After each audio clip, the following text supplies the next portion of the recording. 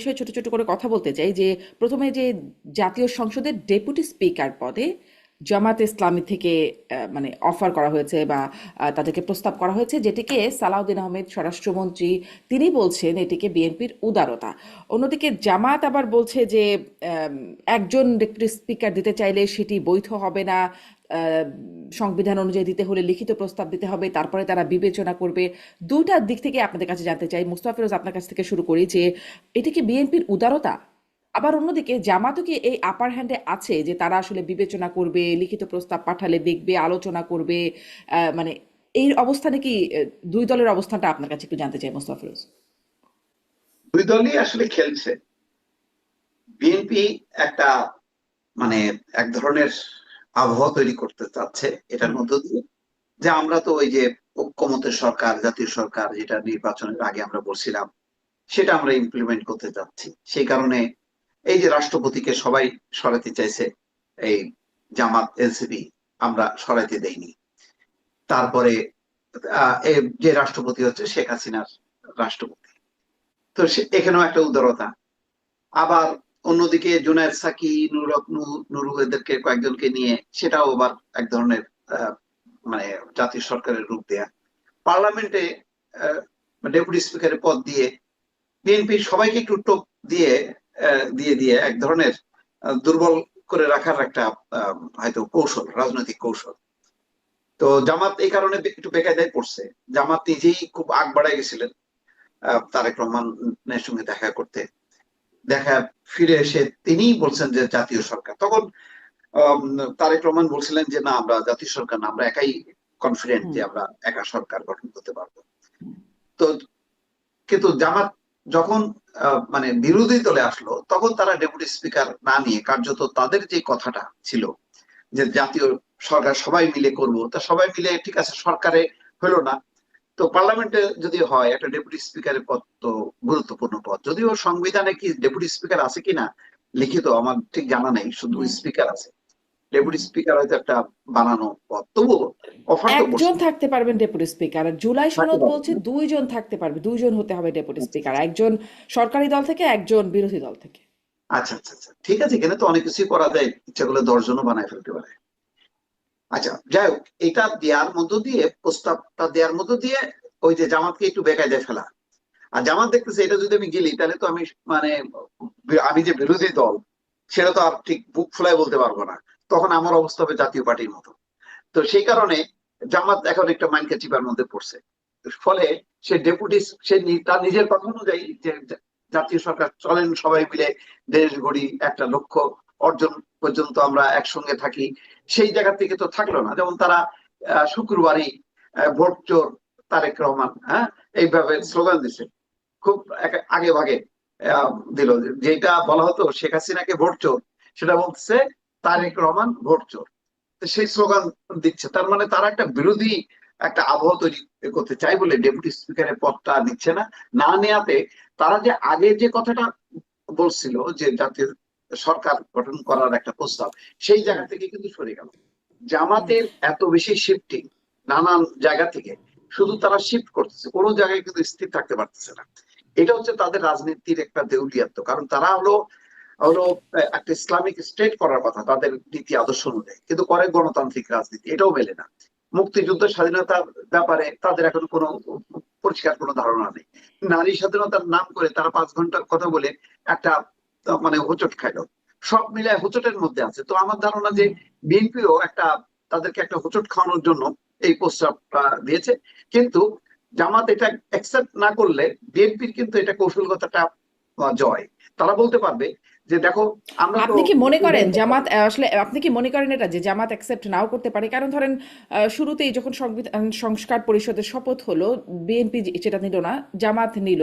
মানে জামাত নেওয়ার আগেই বলেছিল যে তারা যাবেই না, সব মানে হ্যাঁ হ্যাঁ, সব সংসদেই যাবে না, কিন্তু পরে ঠিকই আসলে জামাত গেছে। সেই তেমনি জায়গা আসলে থেকে তারা এখানেও ঠিক ডেপুটি করবে। স্পিকার পদ নেব না বা বৈধ হবে না, বিবেচনা করব, আলোচনা করব, কিন্তু ফাইনালি নেবে নাকি নেবে না, কি মনে হয়?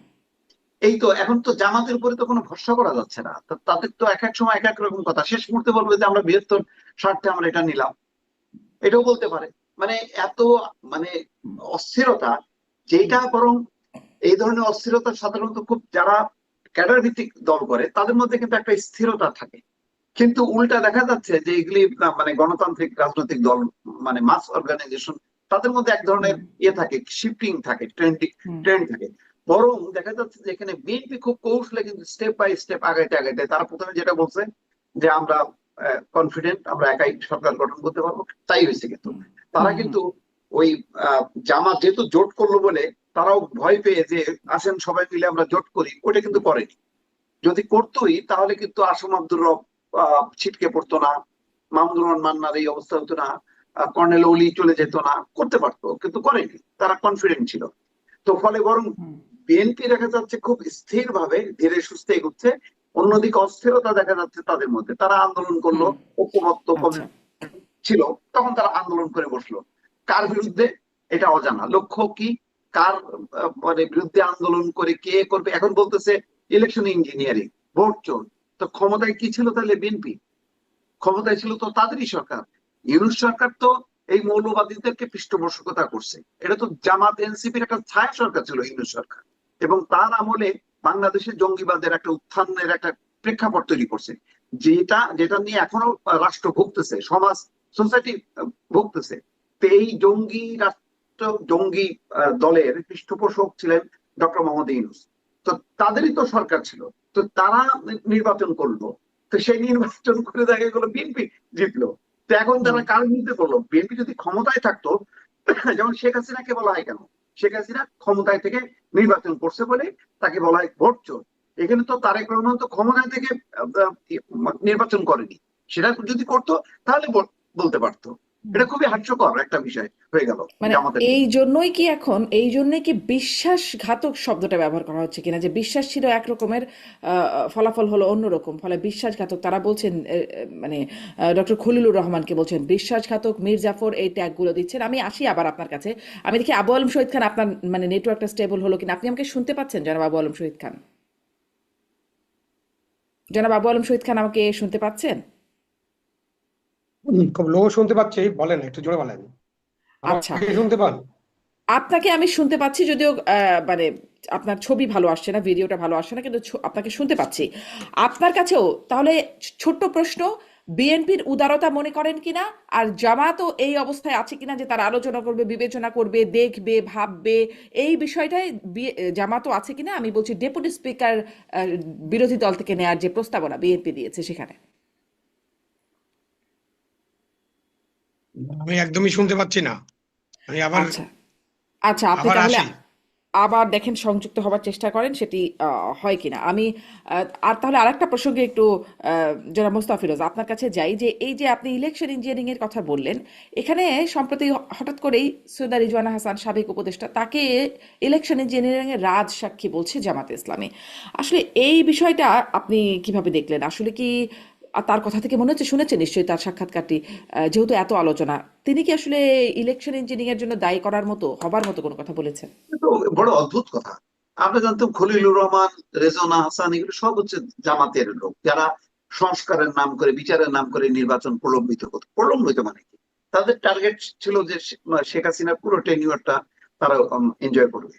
তো এখন তারা কিন্তু তারা জামাতের লোক, এটা কি করে বোঝা যাইতো? মানে জামাতের লোক কেন বলা হচ্ছে তাদের? মানে এইটা এটা কিন্তু বিএনপির অভিযোগ ছিল যে বেশ কয়েকজন উপদেষ্টা জামাতের পক্ষে কাজ করছে, এবং তাদের কারণে এই ডক্টর ইউনূস নির্বাচন দিতে এই যে বিলম্ব করলো। এই কারণে এই নির্বাচনটা তো মানে ওনার তো ক্ষমতায় আসার পর 6 মাসের মধ্যে হওয়ার কথা, সেটা টানতে টানতে তারা সংস্কারের নাম করে করছে। এবং এই ক্ষেত্রে কলকাঠি নাড়ছে, রেজওয়ানা হাসানের কথা বলা হয়, পরবর্তীতে খলিলুর রহমান যুক্ত হলো, তার কথা বলা হয়, আসিফ নজরুলের কথা বলা হয়। তো এগুলি তো সবই তো তাদেরই লোক। এখানে বিএনপি ফেভারটা পাইলো কোথায়? বিএনপি যদি ফেভার পাইতো তাহলে তো সে 6 মাসের মধ্যে নির্বাচনটা আদায় করতে কিন্তু পারতো। তাহলে তো আবার ওই প্রশ্নটা আসবে, ফেভার নাই যদি পায় তাহলে খলিলুর রহমানকে কেন পররাষ্ট্রমন্ত্রী করা?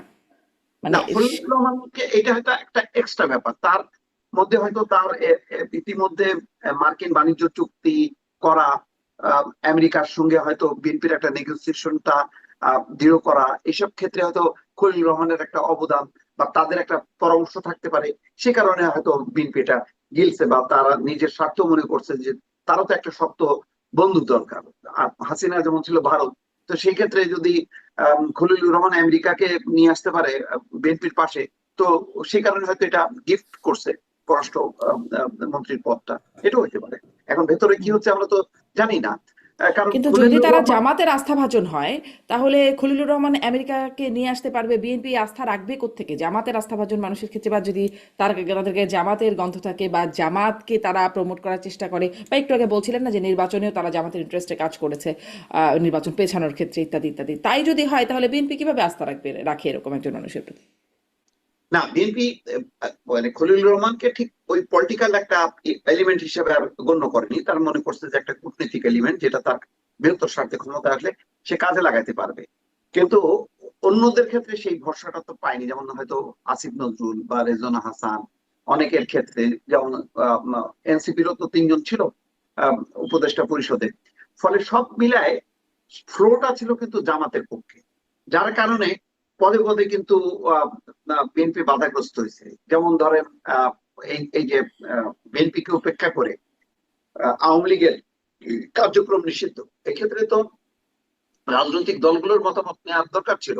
সেক্ষেত্রে জামাত এনসিপি আন্দোলন করলো, আর আওয়ামী লীগের মতন এত বড় একটা দলের কার্যক্রম নিষিদ্ধ করলো, এবং সেক্ষেত্রে তো এর সাই ছিল না, বিএনপির সাই ছিল না। তাহলে বোঝা যাচ্ছে যে পুরো ইউনূস সাহেবের প্রশাসন এবং জামাত এনসিপি মিলে একটা লাইনে কাজ করছে, যা বিএনপি ছিল অন্যদিকে। আমি তখনই বুঝতাম যদি 6 কিন্তু মাসের মধ্যে বিএনপিও তো অন্যদিকে খুব শক্ত অবস্থানে ছিল না। কেউ কেউ বলেছেন নিষিদ্ধ করা উচিত, এই প্রক্রিয়া না সেই প্রক্রিয়া, এবং নিষিদ্ধ হওয়ার পরপরই বা রাজনীতি নিষিদ্ধ হওয়ার পরপরই সাধুবাদ জানিয়েছেন। দেখেন বিএনপি মানে শুধু নির্বাচনটার জন্য অনেক কিছু আপোষ করছে। সে যেমন একদিকে সে ডক্টর ইউনূসের সরকারকেও চাইছে আস্থায় রেখে নির্বাচনটা হয়ে যাওয়া, আবার রাষ্ট্রপতিকেও রক্ষা করার চেষ্টা করছে। এটা তো সত্য যে যখন নাকি রাষ্ট্রপতি বঙ্গভবন ঘেরাও হয়ে গেল, তখন শুধুমাত্র এটা সবাই জানে যে বিএনপি বলে এই তাদের এই পরিকল্পনাটা, ষড়যন্ত্রটা অথবা আন্দোলনটা, এটা বিফলে গেছে। ফলে ওই দিক থেকে সে রাষ্ট্রপতিকে রক্ষা করার চেষ্টা করছে। আর গত 18 মাসে মানে বহু বিষয়ে জামাত এনসিপি তারা একটা কৃত্রিম আন্দোলন করছে ডক্টর মোহাম্মদ ইউনূসের ফেভারে, কিন্তু হজম করছে। বিএনপিও তো পাল্টা রাস্তায় নামতে পারতো, নামেনি। সে মনে করছে যে তাহলে একটা বিশৃঙ্খলা দেখা দেবে, বিশৃঙ্খলা দেখা দিলে জামাত এনসিপি বা অন্য কোনো গোষ্ঠী তারা সুযোগ নেবে। সেই কারণে সে কিন্তু ডক্টর ইউনূসকেও হজম করছে, করে অপেক্ষা করে করে করে সে শেষ পর্যন্ত নির্বাচনটা আদায় করছে। ফলে এখানে বিএনপি কিন্তু নানা রকম ভাবে খেলাধুলা করছে, সেই খেলাধুলায় শেষ পর্যন্ত সে কিন্তু উইন করছে। কারণ উইন করার কারণটা হলো এই যে সময় এসে জামাত কয়েকটা ভুল পদক্ষেপ নিল। বিশেষ করে ওসমান হাদির মৃত্যুকে ঘিরে প্রথম আলো ডেইলি স্টারে হামলা হওয়ার পর সমস্ত গণতান্ত্রিক প্রগতিশীল শক্তি তারা মনে করলো যে এরা তো উগ্রবাদী, এবং যতগুলি মব হয়েছে সেই মবের দেখা যাচ্ছে যে অধিকাংশ মবের পৃষ্ঠপোষক হচ্ছে এই জামাত এনসিপি। সুতরাং আস্তে আস্তে কিন্তু মানুষের মনোভাবটাও চেঞ্জ হতে থাকলো, এবং শেষ সময় এসে যখন নাকি নারীদের বিষয়ে যখন নাকি 5 ঘন্টা কর্মদিবসের কথা বলা হলো, তখন অটোমেটিক ওই জায়গাটাও কিন্তু ফাটল ধরলো। ফলে জামাত তার অবস্থানটা ধরে রাখতে পারলো না, সমস্ত মানে বলগুলো কিন্তু চলে গেল কিন্তু বিএনপির কোর্টে, যার ফলে কিন্তু বিএনপির এই বিজয়টা হয়েছে। বিএনপি তার নিজের ভোটে কিন্তু জেতে নেয়। বিএনপির এই ভোটের পেছনে গণতান্ত্রিক প্রগতিশীল শক্তি, বিএনপির নিজস্ব ভোট ব্যাংক, আওয়ামী লীগের ভোট ব্যাংক, সংখ্যালঘুদের ভোট ব্যাংক, অনেকগুলো ভোট ব্যাংক, অন্তত আমি হিসাব করে দেখছি 7টা ভোট ব্যাংক বিএনপির ফেভারে ছিল। অন্যদিকে 3টা কি 4টা ভোট ব্যাংক ছিল জামাত এনসিপির পক্ষে। সেই কারণে কিন্তু বিএনপির এই বিজয়টা হয়েছে, এবং বিএনপির এই বিজয়টা নিয়ে আসতে যে অনেক ষড়যন্ত্র, অনেক প্রতিকূলতা মোকাবেলা করতে হয়েছে। এই যে ধরেন এই যে ফরেন সার্ভিস একাডেমিতে যে একটা খুলে বসলো, এটা তো এক ধরনের একটা কনস্পিরেসি ছিল।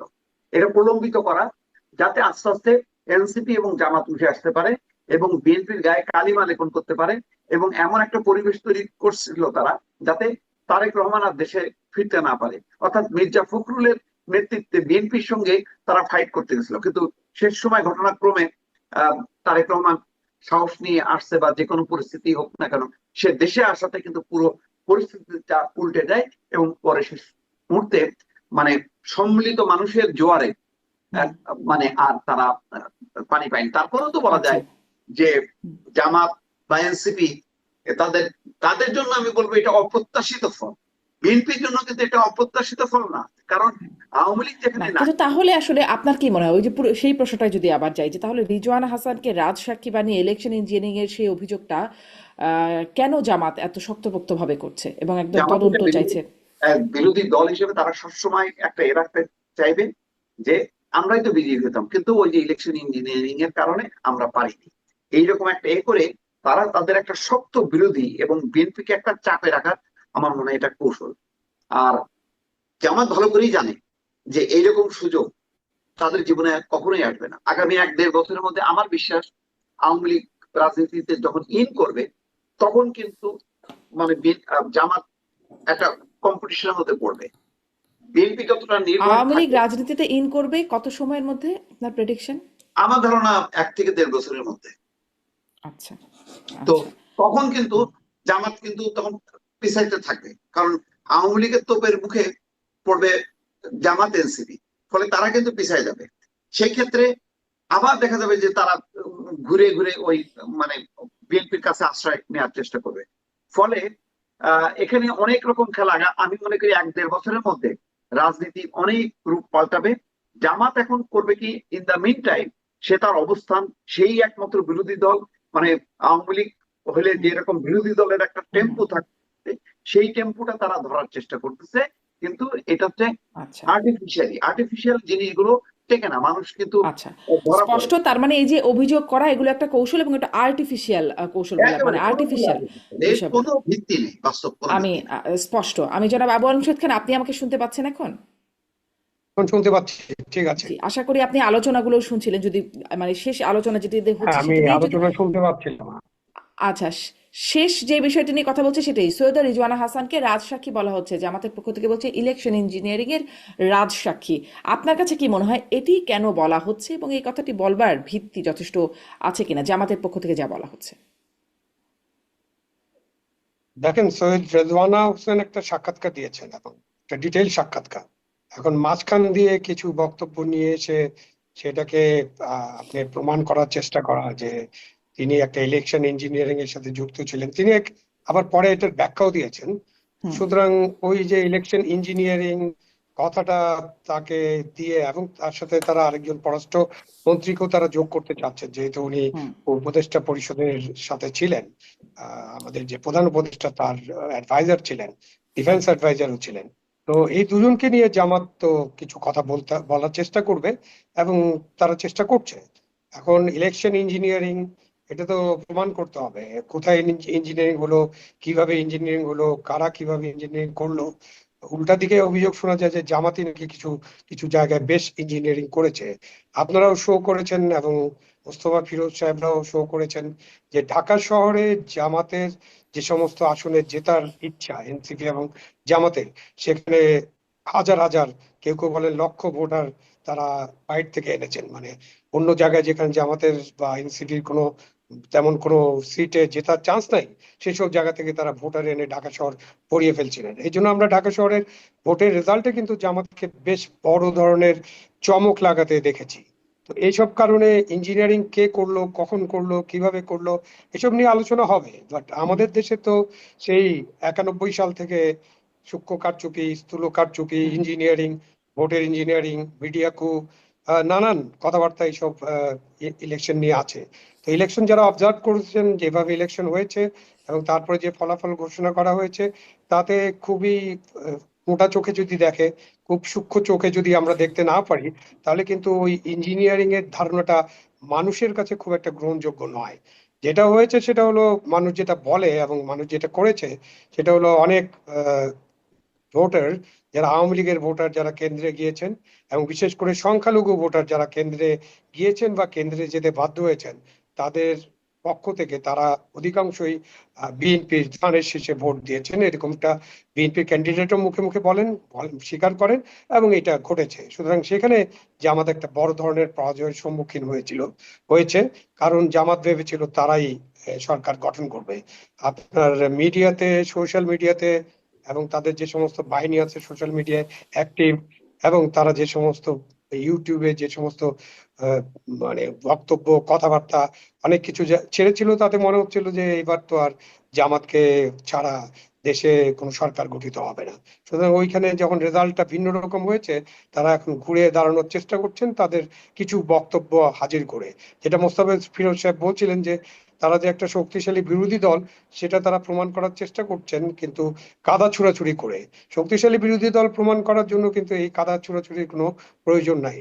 আপনি আবার জিজ্ঞাসা করছিলেন যে ডেপুটি স্পিকার পদটা হুম তারা হুম নেবেন কিনা। এই পদ ডেপুটি স্পিকার দিতে হবে, সংস্কারে এত কষ্ট করে আপনারা এগ্রি করালেন এবং সংস্কারে এতবার আলোচনা করলেন, এখন ডেপুটি স্পিকার পদটা যদি বিএনপি অফার করে, তখন যদি আপনি বলেন যে এটা আমি নিব কিনা, এটা আবার সংবিধানে আছে কিনা, সংস্কার প্রস্তাবে কিভাবে আছে, তো এইসব তো অনেক কথাবার্তা হবে।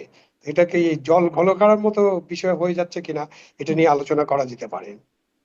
মানে তারা তো বলছে মনে হয় যে একজন ডেপুটি স্পিকার দিলে সেটি বৈধ হবে না, মানে বিরোধী দল থেকে তো ডেপুটি স্পিকার চাওয়া হয়েছে বা প্রস্তাব করা হয়েছে।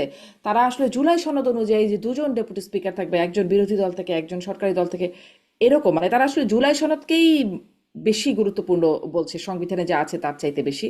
সেজন্য তাদের এই অবস্থান। এই না, অবস্থানে থাকা। সেখানে আপনি হুম সেখানে আপনার দুজন ডেপুটি স্পিকার হতে পারে। আমাদের দেশে দুজন ডেপুটি স্পিকার হয়নি এরকমটা তো নয়। আপনি স্পিকার দুজন ডেপুটি স্পিকার করতে পারে না, এটা এটা করে ফেললে যে সংবিধানের বিশাল কিছু ব্যত্যয় ঘটবে এরকমটা না। যদি সংসদ মনে করে এবং তারা যদি দুজন ডেপুটি স্পিকার করতে চান, করতে পারে। এবং সেটা করার পরে যদি জামাত যদি এটা একসেপ্ট করে, একটা সূচনা হতে পারে যে আমরা পার্লামেন্টে বিরোধী দলের একজন ডেপুটি স্পিকার দেখবো। কারণ এর আগে বলা হচ্ছিল যে এর আগেও হয়েছে পার্লামেন্টে যে বিভিন্ন সংসদীয় কমিটি থাকে, সেই সমস্ত কমিটির চেয়ারম্যান বিরোধী দল থেকে হবেন, এটা কিন্তু এর আগেও হয়েছে। হুম। সুতরাং এবারে আর একটু বেশি পরিমাণ হতে পারে। আচ্ছা, আরেকটা প্রশ্ন একটু এটা প্রশ্নের মধ্যে ঢুকিয়ে দিই, যেটি মোস্তাফিরোজ বলছিলেন। তিনি মনে করছেন যে 1 থেকে 1.5 বছরের মধ্যে আওয়ামী লীগ আবার দেশের রাজনীতিতে ফিরবে। আপনার এই বিষয়ে কোনো পূর্বাভাস আছে কিনা? আমার কাছে এই বিষয়ে কোনো কিছু নাই তথ্য। মুস্তাফা ফিরোজদের কাছে অনেক তথ্য থাকে, সুতরাং তারা এটা ভাবতেই না, পারেন বিশ্লেষণও যে হতে পারে, বিশ্লেষণও হতে পারে। এক কি থেকে দেড় ধারণা করেন? বছরের মধ্যে ফিরে আসবে আওয়ামী লীগ। আওয়ামী লীগের ফিরে আসাটা তো নির্ভর করছে যে সরকার তাদের উপর যে নিষেধাজ্ঞাটা এর আগে সরকার দিয়ে গেছেন, যে একটা অর্ডার, একটা আদেশ দিয়ে গেছেন যে তাদের কি কার্যক্রম নিষিদ্ধ, সেই আদেশ তো বাতিল করার কোনো বিষয় না। কারণ এটা তো কোনো আইন না যে এটা বাতিল করার জন্য 2/3 পার্লামেন্টে মেজরিটি লাগবে, এবং এটা আইনের অংশ না। হুম। এটা একটা জাস্ট গভর্নমেন্ট অর্ডার। সেই গভর্নমেন্ট মানে আমাদের যে স্বরাষ্ট্র মন্ত্রণালয় আছে, তারা এরকম একটা গেজেট নোটিফিকেশন করেছেন। সেই গেজেট যে কোনো দিন বাতিল করে ফেলতে পারেন। সুতরাং 1-1.5 বছর কেন, 1-1.5 দিনের মধ্যেও তারা ফিরে আসতে পারেন। এবং কতদিনে তারা ফিরে আসবেন, এটা নির্ভর করছে সরকার এবং সরকারের সেই আদেশের ব্যাপারে তারা কি ভাবছেন, কিন্তু এবং বিএনপি কি তারা এটা মনে করেন বাতিল কিনা করবে? আওয়ামী লীগ জি। বিএনপি কি এটা বাতিল করবে বলে মনে হয়? বিএনপি এটা বাতিল করবে কিনা এটা তো বিএনপির সিদ্ধান্ত, সেই ব্যাপারে আমি কিছু বলতে পারবো না। বাট বিএনপির এটা বাতিল করা উচিত, সেটা আমি বলতে পারি রাজনৈতিক আলোচনার মাঠে যদি আমি থাকি। কারণ আপনি আওয়ামী লীগের যে সমর্থক আছে, আওয়ামী লীগের যারা সাপোর্ট করেন, কর্মী বাহিনী আছে, তাদের সংখ্যা কত, আমরা নানান বিতর্ক করতে করতে 20%-এ অনেকে আমরা নামিয়েছি, এবং এটা কত আছে আসলে তো আমরা জানি না। তারপরে এই বিরাট সংখ্যক মানুষকে বাইরে রেখে একটা গণতন্ত্র চালানো এবং গণতান্ত্রিক সমাজ প্রতিষ্ঠা করা, একটা বাংলাদেশ, মানবিক বাংলাদেশ, অসাম্প্রদায়িক বাংলাদেশ, একটা গণতান্ত্রিক বাংলাদেশ, এসব যে চলবে বা এটাকে প্রতিষ্ঠা করা, এটা কিন্তু খুব কঠিন হবে। সুতরাং বিএনপি এটা করা উচিত হবে। এখন উনারা করবেন কিনা এটা কিন্তু তো ধরেন উনাদের এই সিদ্ধান্ত, উনারা সমীকরণটা কি যদি ভাবেন। চিন্তা করি, যে বিএনপি ইলেকশনের কথা যদি চিন্তা করি, যে আওয়ামী লীগের ভোট অনেকটাই, যেটা আলোচনায়ও আসছিল, যে আওয়ামী লীগের ভোট অনেকটাই বিএনপি পেয়েছে। তো সেক্ষেত্রে তো বিএনপি কেন চাইবে সেই ভোটগুলো হারাতে? কারণ আওয়ামী লীগ চলে আসলে তো আর তাদের সেই ভোট পাওয়ার কোনো জায়গা নাই। তো বিএনপি কেন চাইবে তার যতটুকু ভোট বেশি আসছে সেটা না, হারাতে? বিএনপি তো সার্বিক রাজনীতিটাকে সুষ্ঠুভাবে পরিচালনা করার জন্য চাইবে। বিএনপি একটা গণতান্ত্রিক বাংলাদেশে বিশ্বাস করলে বিএনপি এটা চাবে। বিএনপি মধ্য পন্থার যে গণতন্ত্র, সেটাতে বিশ্বাস করলে বিএনপি এটা চাইবে। ভোট পাওয়া, এবারে ভোট পেয়েছেন না, আপনি পরের বার ভোট পাবেন তার কোনো তো নিশ্চয়তা নাই। সুতরাং আপনি যদি জামাতের মতো একটা শক্তি, জামাত এনসিপি তো একটা শক্তিশালী বিরোধী দল হিসেবে তো এসেছে, যেভাবেই হুম। হোক, যেভাবে ইলেকশন হোক, ইনক্লুসিভ না হলেও তারা এসেছে। তাদের কাছে 70-এর কাছাকাছি সিট আছে। সুতরাং তারা নানান ভাবে তো সরকারকে সমালোচনা করে, সরকারের বিরোধিতা করে, রাজপথে মিছিল মিটিং করে তারা তো সরকারকে তাদের যে শক্তিমত্তা সেটার পরিচয় দেওয়ার চেষ্টা করবে। সেখানে বিএনপি তো যে গ্যাপটা আছে, যে শূন্য স্থান আছে, সেই শূন্য স্থান তো থাকবে না। এটা যদি অতীত সরকারের মতো কেউ কাউকে ডিলিট করার চেষ্টা করে, সেটা তো ডিলিট হবে না, আসলে ডিলিট হয় না। আমরা এগুলো অনেকবার আলোচনা করেছি যে রাজনীতিতে কাউকে নিষিদ্ধ করে রেখে বা দল নিষিদ্ধ করে এইটা এটার ফলাফল খুব একটা ভালো হয়েছে এরকম প্রমাণক নেই। সুতরাং বিএনপি নিশ্চয়ই এভাবে চিন্তা করে, আর বিএনপি চিন্তার মধ্যে তাদের চিন্তার পার্থক্য তো হতেই পারে। এখন আমি মনে করি যে বিএনপি আরো ডিপ চিন্তা করবে, সংসদ হোক, 12 তারিখে সংসদ বসার পরে তো একটা আমরা 5 বছরের একটা সংসদ পাবো, সেটা একটা আইনানুগ ভিত্তি থাকবে সংসদের। এখনো কিন্তু সংসদ আছে না সংসদ নাই, সংসদ শপথ হয়েছে কিন্তু সংসদ তো বসে নাই। বসে সংসদ যেদিন থেকে বসবে সেদিন থেকে 5 বছরের একটা তারা মেয়াদ পাবেন। তো এই যে সংসদ 5 বছরের মেয়াদে হবে, তখন অনেক বিষয় নিয়ে তারা আলাপ আলোচনা করবেন, ঠিক করবেন। অতীত সরকারের মতো তারা ভুল করবেন এরকমটা মনে করার কোনো কারণ নেই। জি, স্পষ্ট। আর এই সংসদ বসবে, সংসদে আসলে কি ভূমিকা হবে সেই বিষয়ে আমরা জানতে পারলাম যে পল কাপুর, আহ, মধ্য ও দক্ষিণ এশিয়া বিষয়ক মার্কিন সহকারী পররাষ্ট্রমন্ত্রী, তিনি ঢাকা সফর করে গেছেন এবং তিনি এটি জামায়াতের কাছে জানতে চেয়েছেন সংসদে বিরোধী দলের ভূমিকা কি হবে, ডেপুটি স্পিকার পদ নিয়ে আমরা যে কথা বলছিলাম সেটি নেবে কিনা, এই বিষয়েও নাকি আলোচনা হয়েছে বলে জানা যাচ্ছে। মোস্তাফিজ, আপনার কাছে আসলে একটু মোটা দাগে জানতে চাই যে তিনি আসলে কি বার্তা নিয়ে আসলেন এবং তিনি এই রাজনৈতিক দলগুলোকে কি বার্তা দিয়ে গেলেন? আমার ধারণা যে তিনি মূলত এসেছেন মানে বিএনপি সরকারের সাথে আমেরিকার সম্পর্কটা আরো যাতে মজবুত থাকে, এবং তাদের বেশ কিছু চুক্তি আছে, আহ, আহ, কি বলে, সামরিক চুক্তি, সেগুলোর ব্যাপারে ইনশিওর করতে এসেছে। কারণ আহ, সবাই জানে যে ইউনুস গুলো আগায় ব্যাপারে, কিন্তু সে ইউনুস সরকার গভর্নমেন্ট, আর এটা তো পার্মানেন্ট গভর্নমেন্ট। সুতরাং পার্মানেন্ট গভর্নমেন্টের সাথে একটা সম্পর্ক এস্টাবলিশ করা, এবং যেহেতু স্বার্থ আছে এই অঞ্চলে, যে বাংলাদেশকে যদি চীনের বাইরে রেখে তারা যদি সম্পর্কটা একটু আম, মজবুত করতে পারে, সেটা তারা তাদের জন্য লাভজনক। সেই ক্ষেত্রে হয়তো একটা যোগসূত্র থাকতে পারে। সব মিলায় এখনো পর্যন্ত তো সেই এই একদিকে, আরেকদিকে ভারত আমেরিকা, এই যে একটা অবস্থানটা, তার মধ্যে আবার কিছু বিষয় আছে যেটা আবার আমেরিকার সাথে মেলে না। তো মোট কথা, আমেরিকা সাথে তার সম্পর্ক, তার বাণিজ্যিক সম্পর্ক, তার সামরিক সম্পর্ক একটু ঝালাই করা, এবং তাতে ইউনিট সরকার যেভাবে সাপোর্ট আছে সেগুলো যাতে কন্টিনিউ করে, সেটার জন্যই হয়তো তার এই সফরটা। এর কোন রাজনৈতিক বার্তা এই মুহূর্তে আছে? কারণ আমেরিকা এই মুহূর্তে নিজেরই যেহেতু কমিটমেন্ট যে তারা গণতান্ত্রিক রাজনীতিতে বিশ্বাস করে, প্রতিহিংসা রাজনীতিতে বিশ্বাস করে না, সুতরাং তারা তাদের নিজের প্রয়োজনেই, জামাত যেহেতু একটা শক্তিশালী বিরোধী দল, এবং তার যে ধরনের এগ্রেসিভ একটা মুভমেন্ট আমরা 18 মাসে দেখলাম, সেটাকে আরো তারা আইনগত একটা রূপ দিয়ে দিল পার্লামেন্টের একটা শক্তিশালী বিরোধী দল হিসাবে। সুতরাং এখানে যদি আওয়ামী লীগের প্রত্যাবর্তন ঘটে, সেক্ষেত্রে পশ্চিমারা বাধা দেবে না, বরং ওয়েলকাম জানাবে। আন্তর্জাতিক সমর্থন এবং বিএনপির সেক্ষেত্রে আরো বাড়বে, ভারতেরও সাপোর্টটা থাকবে। সব মিলায় মানে আওয়ামী লীগ, এই জন্য আমি বলছিলাম যে খুব বেশি এটা সময়ও নেবে না। কারণ আওয়ামী লীগ ইন করলে এই মুহূর্তে জন্য বিএনপির তেমন ক্ষতিটা না, বরং বিএনপি অনেকগুলো প্রমাণ করতে পারবে যে সে সত্যি সত্যি উদার, সে গণতান্ত্রিক রাজনীতিতে বিশ্বাস করে। এবং শেষ মুহূর্তে তো বিএনপির গণতান্ত্রিক রাজনীতিটাই তাকে ক্ষমতায় নিয়ে আসলো। সুতরাং সে তো আর জামাতের উপর আর ভরসা করতে পারবে না, বরং জামাত আগে তার উপর একটা নির্ভরশীল অবস্থানে ছিল, সেইটা হয়তো সামনে হয়তো প্রমাণ হবে তখনই, যখন নাকি আওয়ামী লীগ ভেতরে ঢুকবে, তখন কিন্তু জামাতের কণ্ঠটা আস্তে আস্তে স্তিমিত হবে। ফলে রাজনীতির এরকম নানা রকম কলা কৌশলের মধ্য দিয়ে এই মুহূর্তে আমি মনে করি সুবিধাজনক অবস্থানে আছে বিএনপি। তবে হুম। যদি আওয়ামী লীগের বাংলাদেশের রাজনীতিতে অংশগ্রহণ অনিশ্চিত হয়ে যায়, তাহলে পশ্চিমাদের সাথে ভারতের সাথে সম্পর্কটা আবার কিন্তু তারা চাপের মধ্যে পড়বে, আভ্যন্তরীণ ভাবেও জামাত কিন্তু বিএনপিকে ছাড়বে না। সুতরাং সব দিক বিবেচনায় আমি আমার ধারণা যে আওয়ামী লীগকে ওয়েলকাম করবে বিএনপি। এটা হয়তো অনেক কৌশলের মধ্য দিয়ে, সরাসরি তার করবে না, হয়তো একটা আইনগত অবস্থার মধ্যে দিয়ে, হয়তো যেটা আলম ভাই বললেন যে নিষেধাজ্ঞাটা ইন্টারিম গভর্নমেন্ট দিয়েছিল সেটা হয়তো তুলে নিতে পারে। তার মানে তারপরে শুধু শুধু মানে রাজনৈতিক উদারতার জায়গায় না, বিএনপির নিজেরও স্বার্থ আছে আওয়ামী লীগের মতো নিজের একটা দলকে। অস্তিত্বের স্বার্থে, কারণ এই অবস্থা চলতে থাকলে তো 1-1.5 বছরের মধ্যে তো জামাত এনসিপি গিলে ফেলবে বিএনপি কে।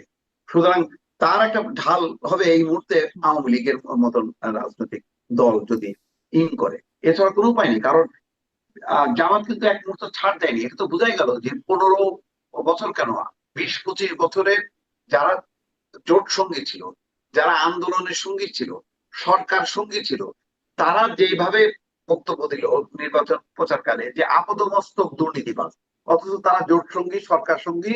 কখনোই নির্বাচনী প্রচার অভিযানের আগে বা 5ই আগস্টের আগে কোনোদিনও শুনি নাই যে জামাত বিএনপিকে এইভাবে দল হিসেবে মনে করে যে একটা দুর্নীতিবাজ দল, আপাদমস্তক দুর্নীতিবাজ, 5বার চ্যাম্পিয়ন, এই কথাগুলো কখনো তাদের মুখে শুনিনি।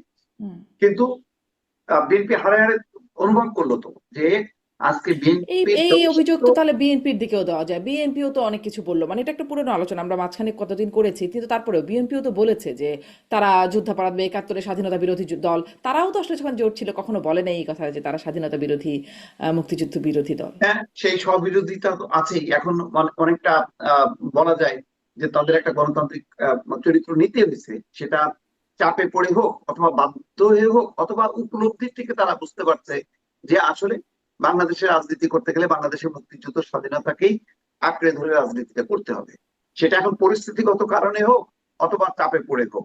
তবে এটা বোঝা যাবে যদি ভবিষ্যতে রাজনীতির মেরুকরণে যদি জামাত আবার যদি আশ্রয় নেয় বিএনপির কাছে, তখন বিএনপি জামাতকে সেই আশ্রয়টা দেবে কি দেবে না তার উপর নির্ভর করবে।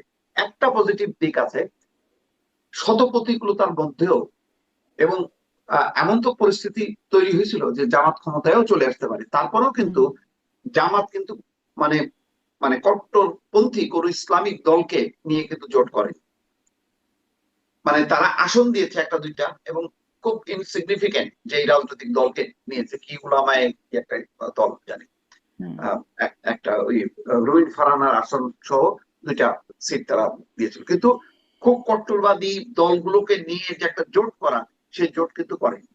এটা একটা পজিটিভ দিক। তার মানে এটার মধ্য দিয়ে বিএনপি একটা স্বাধীনতা, মুক্তিযুদ্ধ এবং গণতান্ত্রিক রাজনৈতিক যে ধারাটা, যেটা আগে এককভাবে আওয়ামী লীগ প্রতিনিধিত্ব করতো, সেই জায়গাটাই কিন্তু বিএনপি একটা অবস্থান নিয়ে এগোচ্ছে।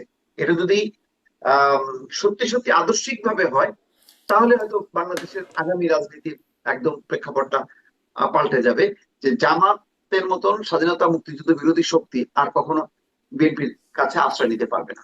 এইটা হয়তো প্রমাণ হবে। তা নাহলে এতদিন তারা যে কথাগুলি বলছে যে স্বাধীনতা মুক্তিযুদ্ধ বিরোধী দল জামাত, সেটা হয়ে যাবে কথার কথা, সেটা প্রমাণ হবে হয়তো আমরা সামনে দেখবো। জি, রাজনীতিতে কোনটি যে কথার কথা আর কোনটি যে আসল কথা আর কোনটি যে রাজনৈতিক কথা, এটি আসলে বোঝা খুব কষ্ট। আমি জনাব আবু আলম শহীদ সেই প্রশ্নটাই আপনার কাছেও করি, যেটি দিয়ে আমি আসলে এই পর্বের আলোচনা বা এই আলোচনাটা শুরু হলো, যে পল কাপুরের ঢাকা সফর, তিনি আসলে কি বার্তা নিয়ে এলেন বাংলাদেশের জন্য, কি বার্তা রাজনৈতিক দলগুলোকে কি বার্তা দিয়ে গেলেন, আর তিনি নিজে কি বার্তা নিয়ে গেলেন বাংলাদেশ থেকে?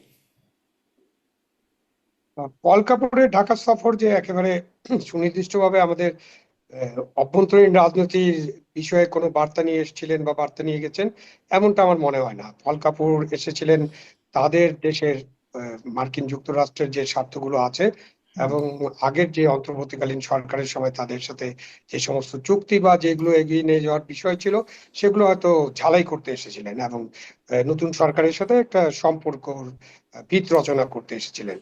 তার মাঝামাঝি তারা তো চাইবেন এমনিতেই আমেরিকা বা আমাদের ইউরোপ বা অন্যান্য দেশ, অস্ট্রেলিয়া, নিউজিল্যান্ড, কানাডা, তাদের একটা ইয়ে আছে, উদ্দেশ্য আছে, বা তাদের একটা পৃথিবীব্যাপী লক্ষ্যের মধ্যে এটা আছে যে যে কোনো দেশে একটা গণতান্ত্রিক সহনশীলতা বা উদার গণতন্ত্র যাতে চলতে পারে, সেটা তাদের একটা অবশ্যই একটা দিক, সেই লক্ষ্য তাদের আছে, এবং সেসব বিষয়ে তারা আলাপ আলোচনা করতে পারেন। বাট একেবারে সুনির্দিষ্টভাবে কোনো রাজনৈতিক বার্তা নিয়ে এসেছিলেন ট্রাম্প সাহেবের কাছ থেকে, বা নিয়ে গেছেন কোনো সুনির্দিষ্ট বার্তা, এরকমটা আমার মনে হয় না। কারণ সারা পৃথিবীতে এই যে পল কাপুরের ভিজিটের পরপরেই তো পৃথিবীতে অনেক ঘটনা ঘটলো না?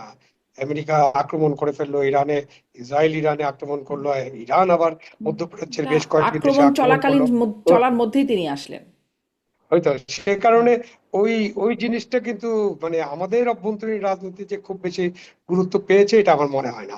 এবং আক্রমণ চলাকালীন আসার আরেকটা কারণ হলো যে আমাদের যে, আমরা বারবার বলছি যে আমাদের যে ভৌগোলিক অবস্থান সেটা খুবই গুরুত্বপূর্ণ।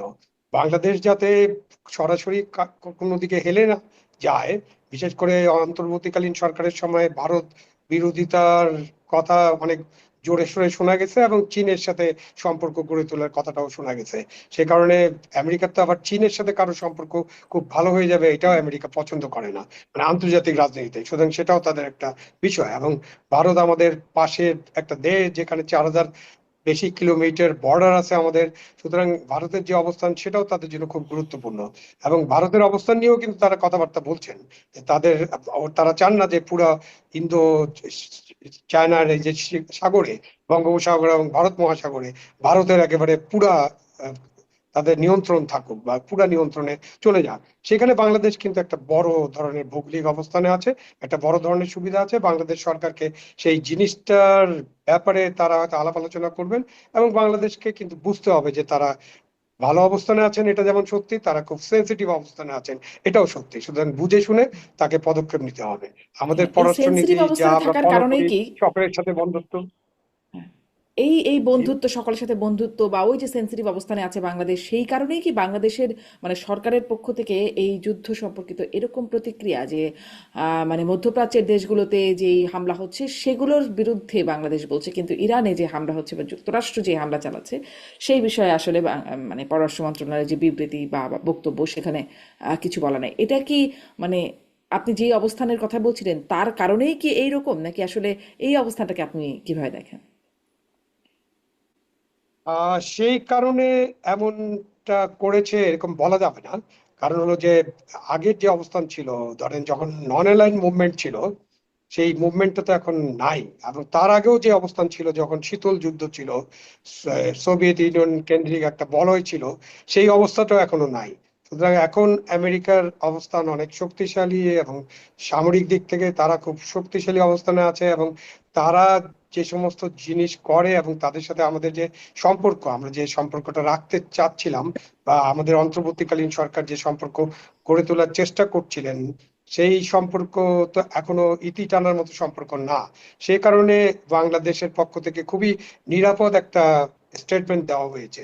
আমি জানি না অন্য কোনো সরকার থাকলে এরকমই স্টেটমেন্ট হতো কিনা। আমার মনে হয় স্টেটমেন্ট এরকমই হতো, এবং জি, সেই স্টেটমেন্টে এই কথাগুলোই থাকতো। কারণ জি, আমরা যদি স্পষ্ট। খেয়াল অনেক করি যে ধন্যবাদ। আপনি এই যদি জায়গাটা পশ্চিম একদমই ইউরোপের, স্পষ্ট। তার মানে এরকমই হওয়া উচিত বলে আপনি মনে করেন, মানে বাংলাদেশের যে অবস্থা বা বৈশ্বিক যে প্রেক্ষাপট তাতে আসলে রিয়াকশনটা ঠিক এরকমই হওয়া উচিত, যথাযথ রিয়াকশনে দিয়েছে সরকার। সরকারি স্টেটমেন্ট এরকমই হওয়া উচিত মনে করছি না। সরকারি স্টেটমেন্ট আপাতত এরকম হবে। আর একজন নাগরিক হিসেবে নিশ্চয়ই আমি নিন্দা করি যে একটা রাষ্ট্রের প্রধানকে আপনি যে আহ, মেরে ফেললেন, অ্যাটাক করলেন, বা একটা রাষ্ট্রের প্রধানকে ধরে আপনার নিউ ইয়র্কে নিয়ে গেলেন, এই বিষয়গুলো কিন্তু এগুলো আন্তর্জাতিক আইনের লঙ্ঘন। এবং আন্তর্জাতিক আইন লঙ্ঘন হয়েছে, এটা জাতিসংঘে আলাপ আলোচনা হয়। সেখানে বাংলাদেশ সরকার হিসাবে হয়তো খুবই স্পষ্টভাবে এটার বিরুদ্ধে অবস্থান নিতে পারছে না। বাট নাগরিক হিসাবে আমার অবস্থান হচ্ছে যে না, এগুলোর আমরা নিন্দা করি, এগুলো জি, নিন্দা করতে জি, হবে। নিশ্চয়ই। নাগরিক হিসেবে নিন্দা করা যায়। সরকারের অবস্থানে হয়তো মানে যদি বুঝি যে সেনসিটিভ অবস্থানের কথা যেটি আপনি বলছিলেন, দেশের স্বার্থ, দেশের মানুষদের স্বার্থ অনেক কিছু আছে।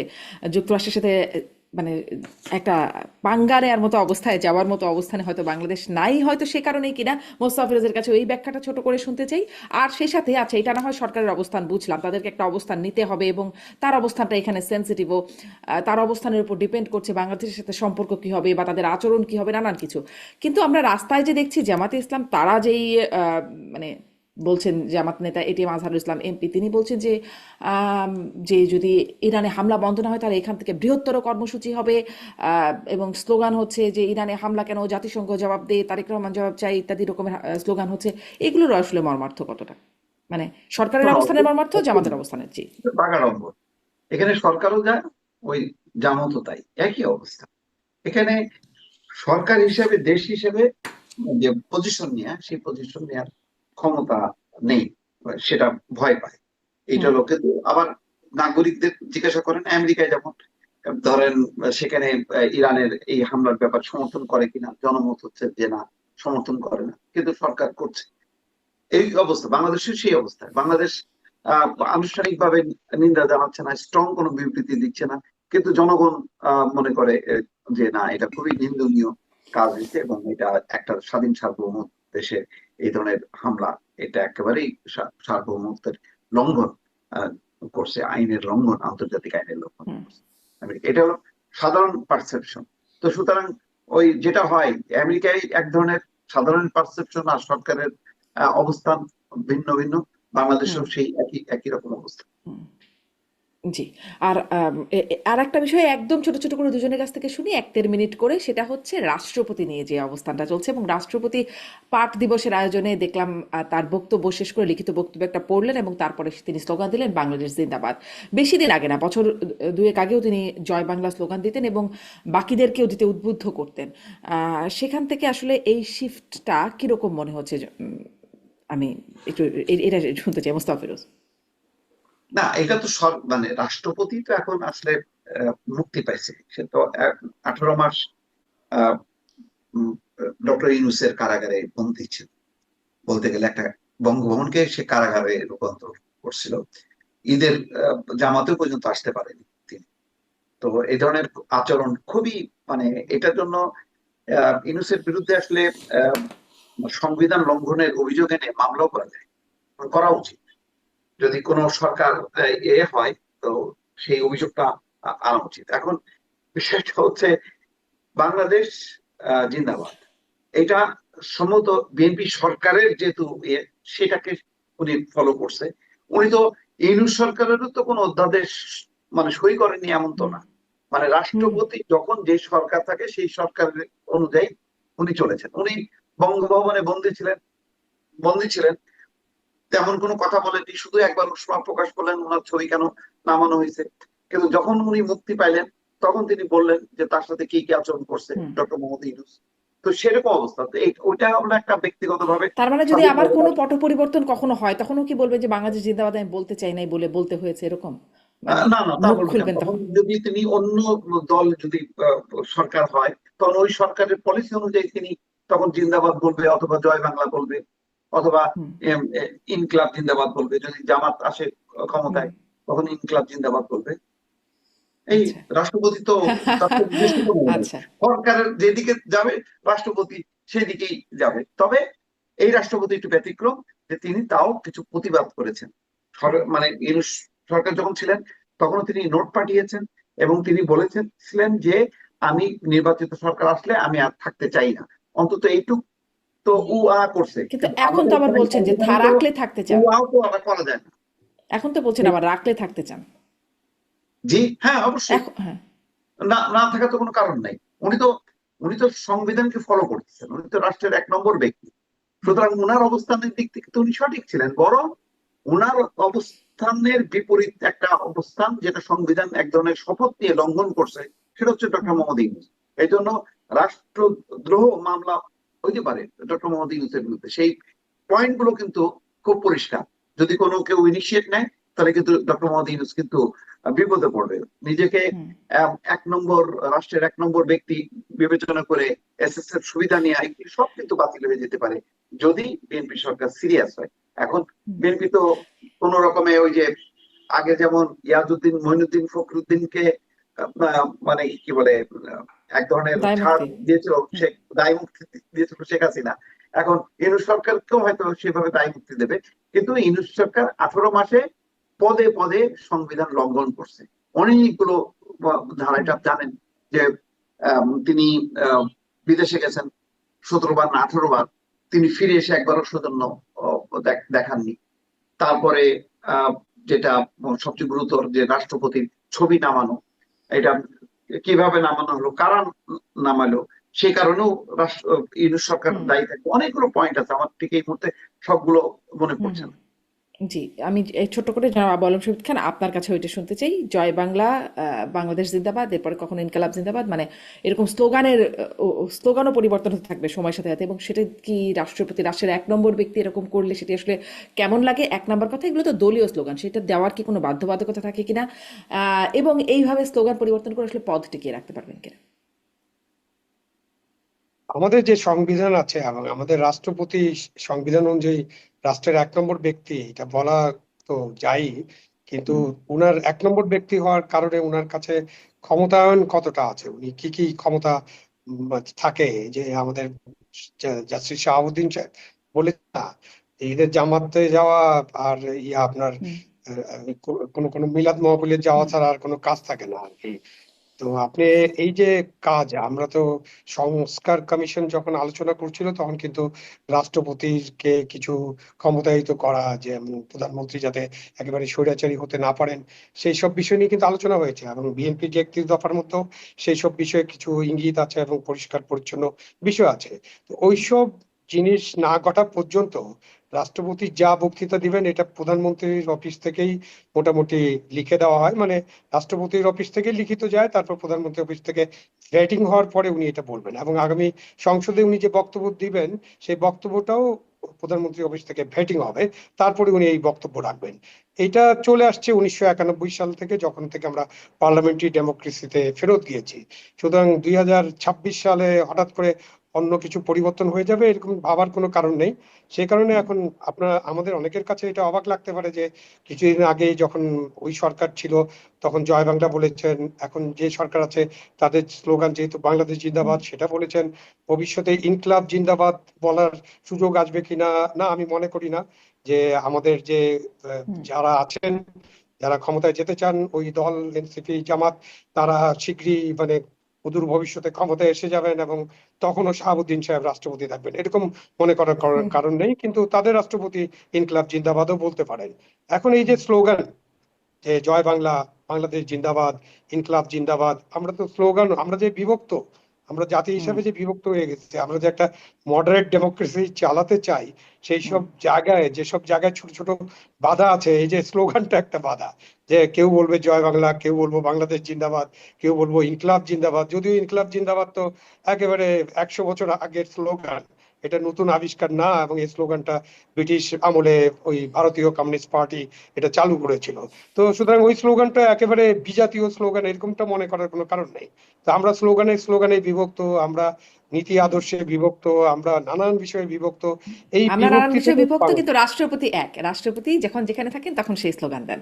এটা খুবই ভালো জিনিস, রাষ্ট্রপতির রং এখানে একটাই, রাষ্ট্রপতিতে রাষ্ট্রপতি বিভক্তি নেই। সরকারের আহ, সরকার যিনি থাকবেন, সরকার যেভাবে তাকে বক্তব্য রাখতে বলবেন তিনি সেটাই করবেন। তারপরেও কিন্তু সরকার তাকে মর্যাদা দিতে পারে, যেটা ডক্টর ইউনূস যেটা করেন নাই, খুবই অন্যায় করেছেন, সংবিধান লঙ্ঘন করেছেন তো বটেই, এবং কোনো হুম সুরুচির পরিচয় দেন নাই, উনি একজন নোবেল লরেট। এই যে আপনি দেখেন রাষ্ট্রপতি যখন শহীদ মিনারে কিংবা বিজয় আমাদের হুম স্মৃতিসৌধে গেছেন, তখন তো প্রধান উপদেষ্টার তাকে রিসিভ করার কথা, তিনি থাকবেন, রিসিভ করবেন, এবং তারপরে প্রধান উপদেষ্টা আগে রাষ্ট্রপতি ফুল দিবেন বা তার শ্রদ্ধা নিবেদন করবেন, তারপরে প্রধান উপদেষ্টা করবেন। উনি তো এসব করেন। ওই যে ফিরোজ বললো না, মোস্তফা ফিরোজ 17 বার বিদেশে গেছে, ভাই বিদেশে যায় এসে রিপোর্ট করার কোনো দরকার নেই, সাধারণ বক্তব্যতা যেটা দেশের মধ্যে করা সম্ভব সেটাই করেনি।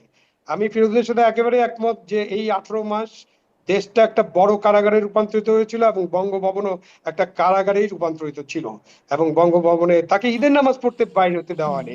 এটা হলো একটা জিনিস, মানে এইগুলো প্রেস, চিন্তা করলো, মানে আর প্রেস উইং, সেই প্রেস উইংটা প্রেস কোথায় উইংটা উঠে গেল? নিয়ে চলে গেছে, মানেটা কি?